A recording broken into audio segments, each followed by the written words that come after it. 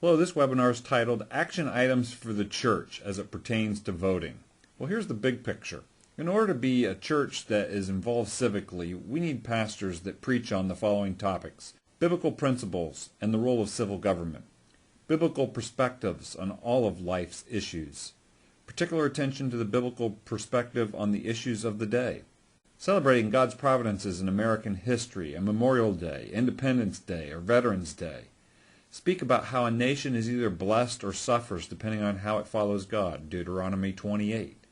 Additional big picture items. Around elections, talk about and preach about character and office.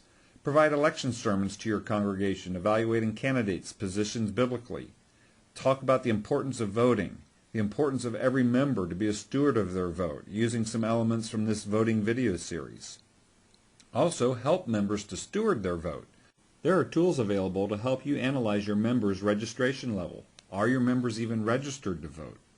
Second of all, conduct voter registration drives at your church. If you've preached biblically about the role of civil government, doing a voter registration drive at your church should be met with enthusiasm. Thirdly, combine with other churches and have a candidates forum.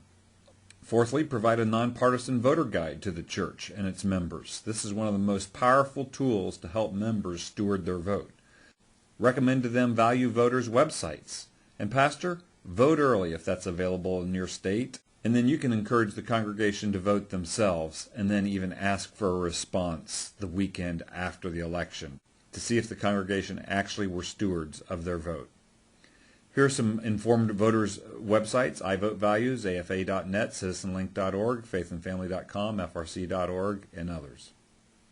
Long term, the church needs to consider a whole curriculum on Christian civics training and a strategy for educating its members over the long haul. The church should consider a community impact committee that would help the pastoral staff and lead staff stay aware of cultural issues and civic issues.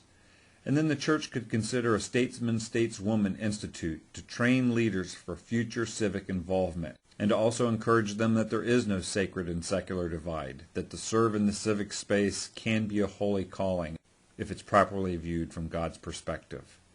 Pastors' coalitions also help within a city.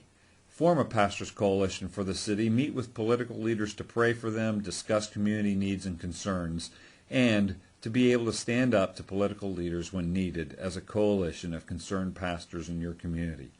Lastly, you can expect opposition if you're bringing the truth with love to the culture, because there will always be those in culture that will resist the things of faith being brought into the public square for discussion and for consideration. We hope these ideas have given you something to think about. This is Christian Civics Training. Thanks for listening.